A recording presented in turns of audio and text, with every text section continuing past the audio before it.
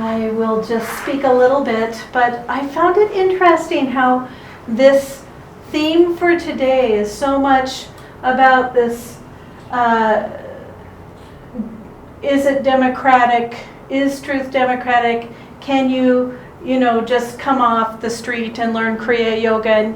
And you can kind of think, on one hand, things are a little bit difficult to get to. There's a little bit of a challenge for people to be able to finally get Kriya. There's a few hoops people have to hop through, a few hurdles they need to jump to finally get there. But if you notice, God's love is so accepting when you try. God's and Guru's love is just so much there when we try. No matter how, that once you get onto the path, once you get Kriya, once you know you're working towards Kriya, it is so open. In that way, things are very democratic in a way, in terms of, there's no competition. There's no competition when you come here. There's only trying your best. The competition is perhaps within yourself. And then God's love is so accepting, so there for anyone who just tries. And, after Kriya, we also have higher Kriyas. Those aren't for people because they're better or because they deserve it more. They just prepped in the right way, just like you prep for Kriya, and you get them. And once you've accepted the Guru into your heart, once you become his disciple, you see he wants to pour everything on you. He wants to give you everything. So yes, we have to climb through the barriers a little bit in order to finally get Kriya, in order to finally get our Guru, all these things. But once we have him, he wants to share everything, and he shares it equally. He is pouring just as much love on one person as he is on the other. There's no favorite. The only favorite comes is when how closed or open our heart is to receive all that love trying to pour into us. To believe that we deserve that. To be able to just be open enough to receive it. And it very often takes blinders to do that, because people get very caught up psychologically when they compare themselves with other people, when they compare their progress with others, when they compare their other people's outside with their inside, thinking, oh, I don't really deserve. Look at that person. They've been doing this longer. They have a fake smile on their face all the time. I don't know it's fake, but it could be. It's like people's outsides don't matter at all. Just because someone walks a little straighter than someone else, or we suddenly, compare ourselves so much. It causes so much mental torment, that comparison. Devotees should not compare themselves with others. Just don't do it. Don't do it because you think, oh, I want other people to see me as more higher than they are, that I've been here longer, that I want them to see me a certain way, so I try to appear that way. That's comparing. The other side of that is, oh, look at that person over there, they just seem so happy, and I want to be like them, and those are just their outside. You have no idea. Master said, we only want our own karma. We do not want other people's karmas. Just imagine the rat's nest that you enter when suddenly you think, oh, everything's so great, and then you enter their karma. It's like, like a nightmare, We should just be glad with the karma we have, be satisfied with the karma we have. Take take comfort in the fact that we only have to work through our karma and no one else's karma. And we're very often wanting to control the children around us, or control the parents around us, or the brothers and the sisters around us, trying to manage their karma, when really we only have our karma to work with. Thank goodness. Imagine if we were responsible for other people's karmas. That would be a big load. So we only have this amount of karma left.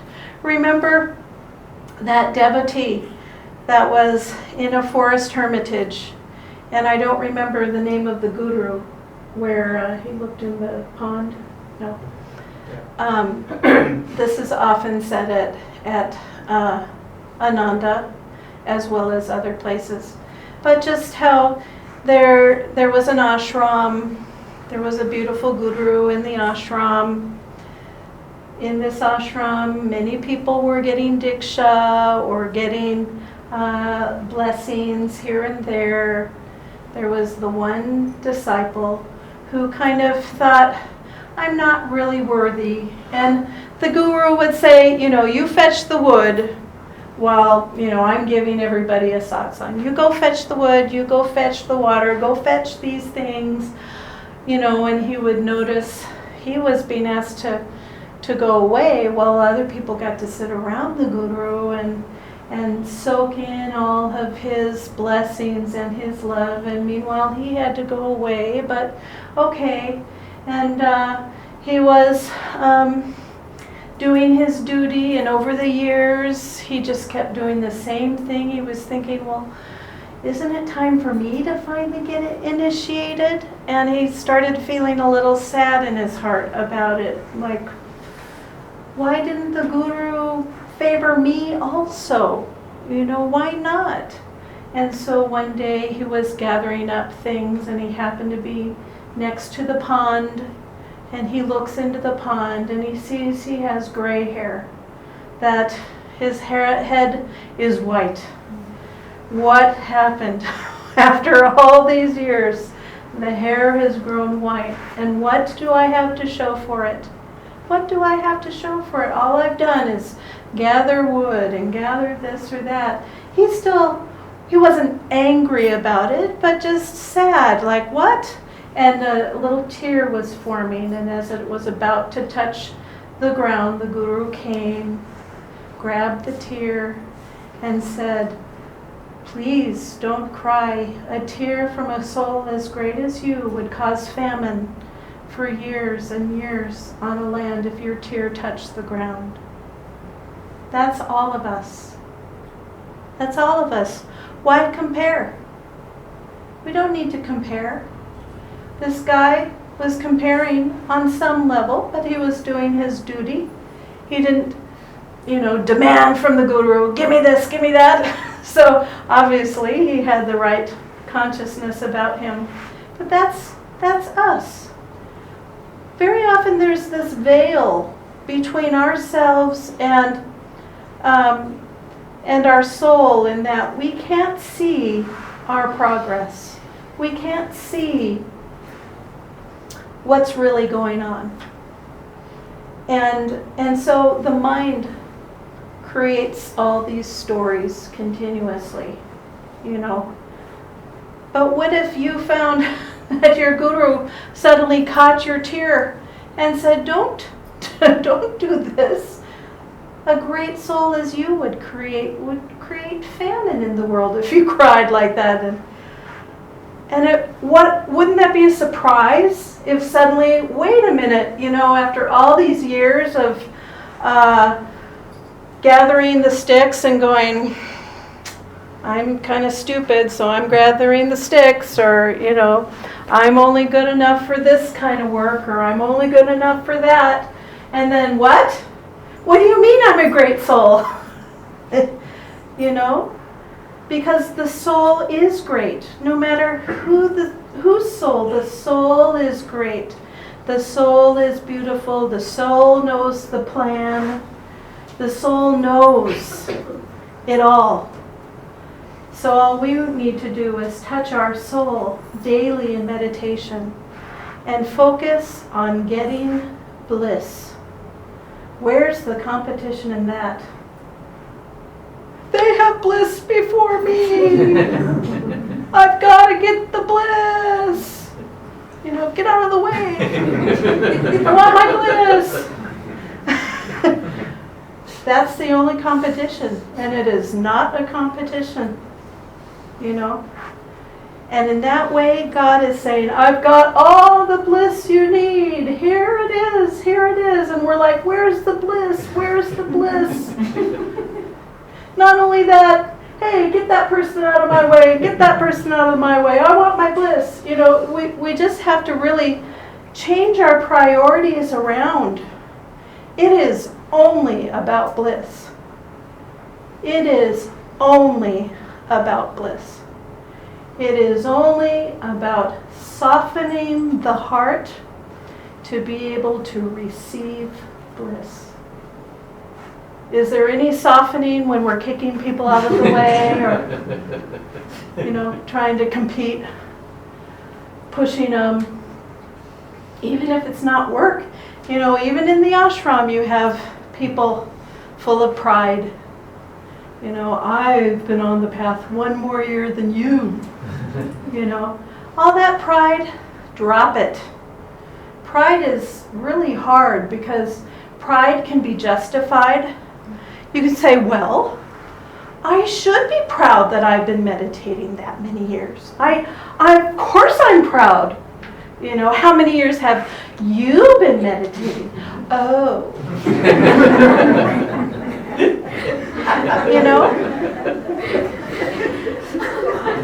I remember when I was only meditating that many years too, and I had these problems. It's like, let me help you. And they're like, don't help me.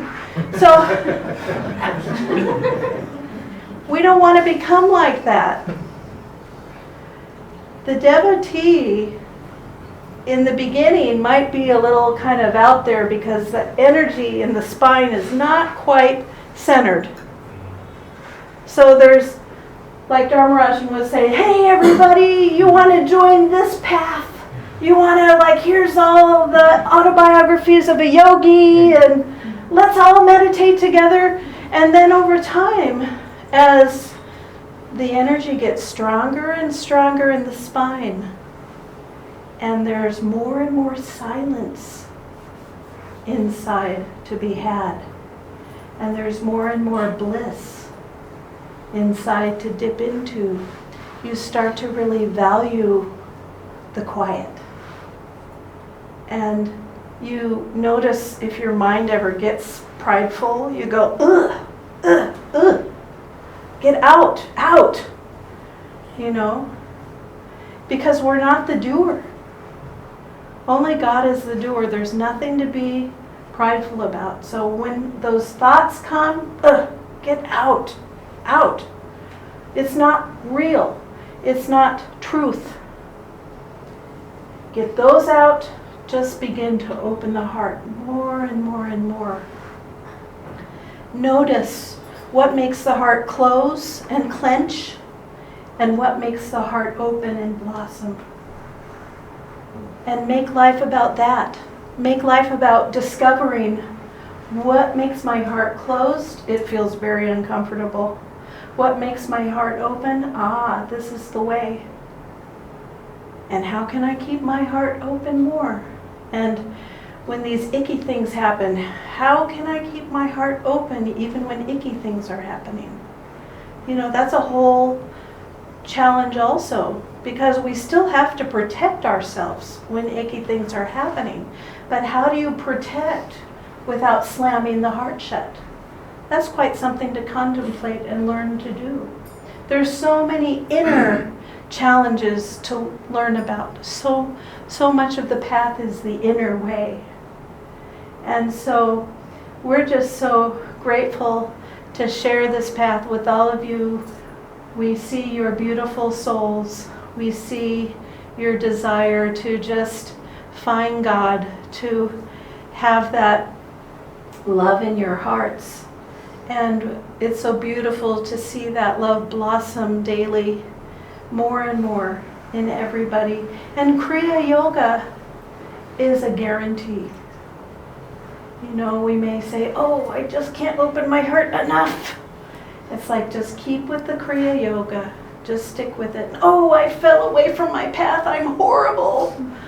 It's like, just press the reset button and start again. And then just keep doing it. Stick with it. And we just transform over time without our control. We're not necessarily transforming in the way we envisioned. Where's my halo? I mean, some saints, you know, they throw shoes and things like that. They must have a lot of connection to the divine to know to be able to put on that, you know. They're really close to the divine to know they can do that. So let's just focus on how much we have Kriya Yoga, how much that Kriya Yoga is working on us. It's working on our hearts. It's working on our Sushumna. It's working on the Irda and the Pingala. It's working. And we see it all in you. You know, the vibration in the room is so high. And that's only because of all of you practicing this meditation and loving God more and more. So God bless you, and it's nice to be back.